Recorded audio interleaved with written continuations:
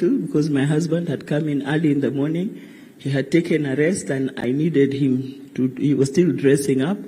And they said, no, we are not sitting. We have prayed, we want to leave. I used the security guards to delay him.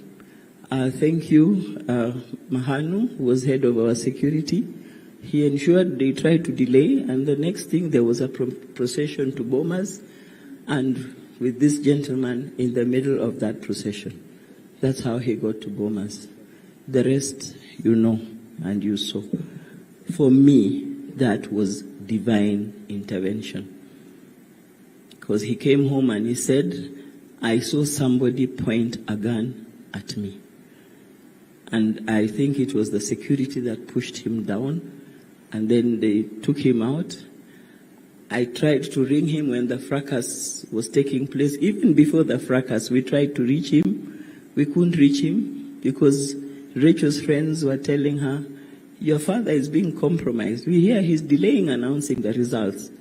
So when we tried to find out what is happening, we even called upon Sam Gituku. He happened to be airing Citizen Live. I asked him, I got his number, I called, I said, there's something happening at Bomas. Can you put it on air?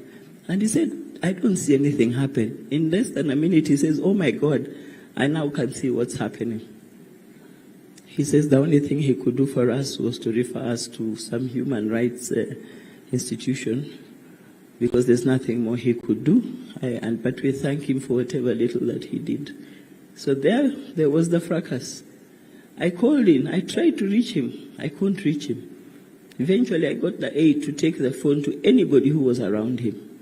The nearest person he found was Bishop Oginde. And I asked him, is my father alive? That's my husband alive? That's all I need to know. He said, yes, I can see he's alive. I said, you are a man of God. Please speak the truth. He says, it is the truth. Your husband is alive. So that is how that day went. Of course, there's so much more to it.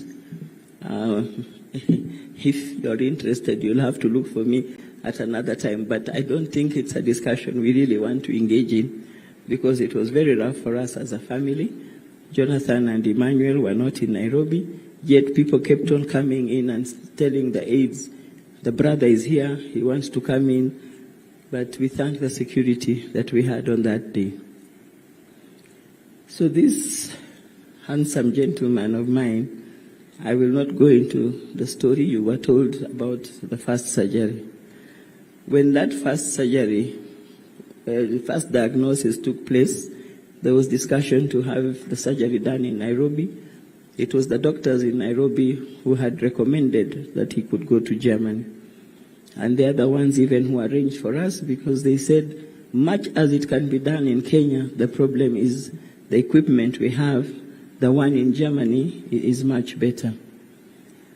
So to fast forward, after his first surgery, his second surgery, then that's when he started becoming a bit weak. And eventually he was admitted on the 9th of December. When he went in on 9th December, he was not going for admission. He was going for a review for an MRI. Unfortunately, they said he needed to be admitted. He stayed in, and just when he was about to be discharged, he picks a hospital infection, so they can't discharge him. So the time that when we kept on trying to get the doctors were willing to discharge him, but just when they're about to discharge him, when he's getting better,